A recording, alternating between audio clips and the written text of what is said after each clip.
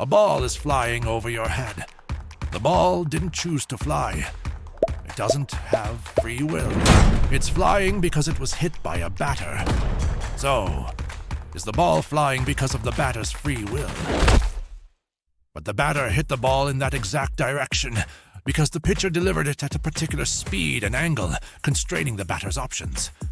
So, is the ball flying because of the pitcher's free will and not the batter's? But the management scheduled this match today. So, is it the management's free will? Who is actually responsible for this flying ball? Every event comes from a prior event. You can trace this chain endlessly. So, where is the ultimate decision made? Who really holds this free will? If a ball's movement has a history, why would your decision be any different? Your decision to watch this video and to stay till this point can also be traced back to 13.8 billion years ago, when the universe began.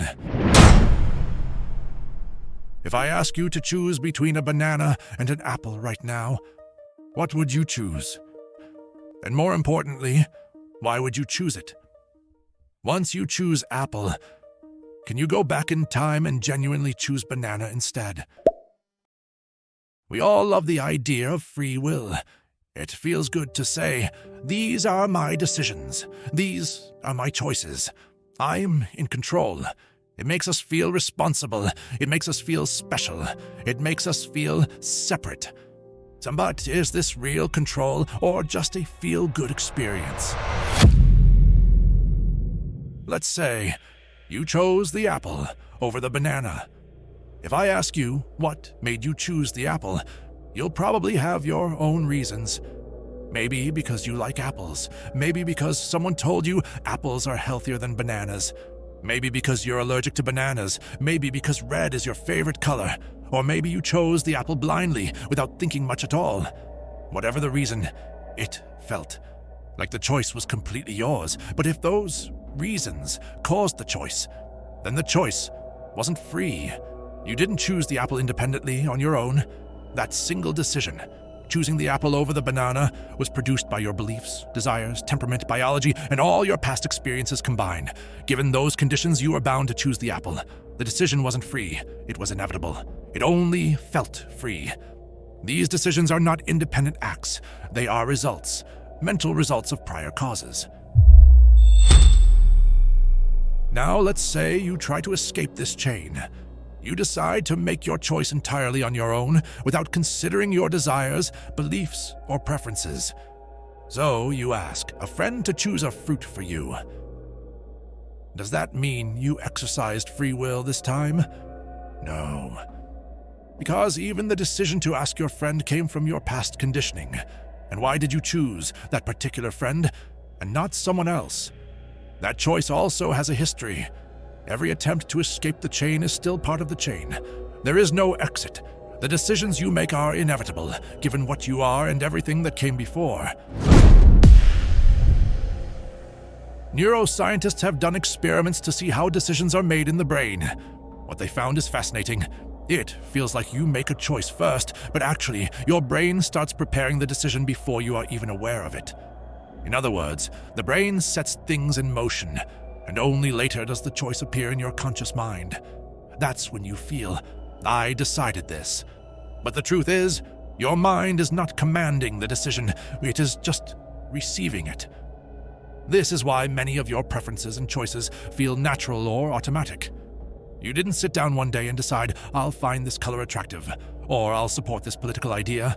These preferences and choices just appeared in your mind. Your brain had already started forming them before you even realized it.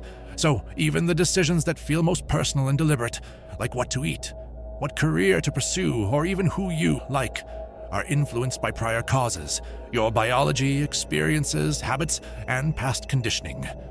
You notice them and feel ownership, but in reality, the choice is the end result of processes that were already happening in your brain. It all feels like free will, but what you experience is actually the result of your brain processing everything that came before.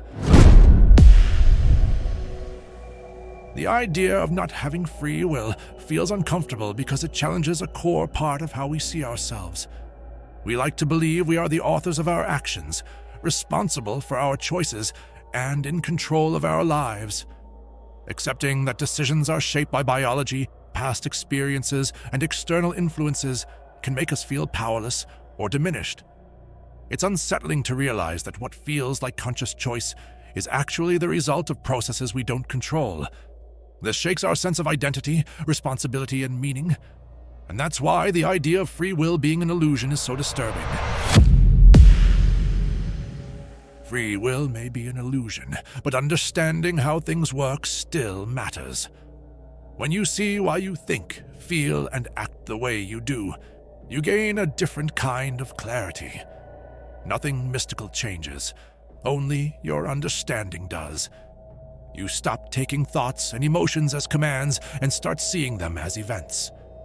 That understanding doesn't give you control over reality, but it helps you navigate life more clearly, with less confusion and less unnecessary suffering.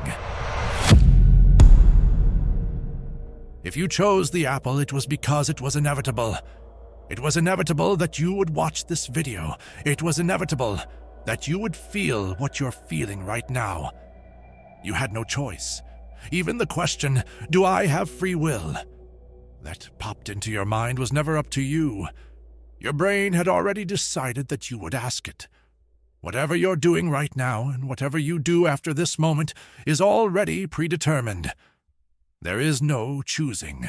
Everything in the universe, including you, is unfolding on its own, moment by moment, beautifully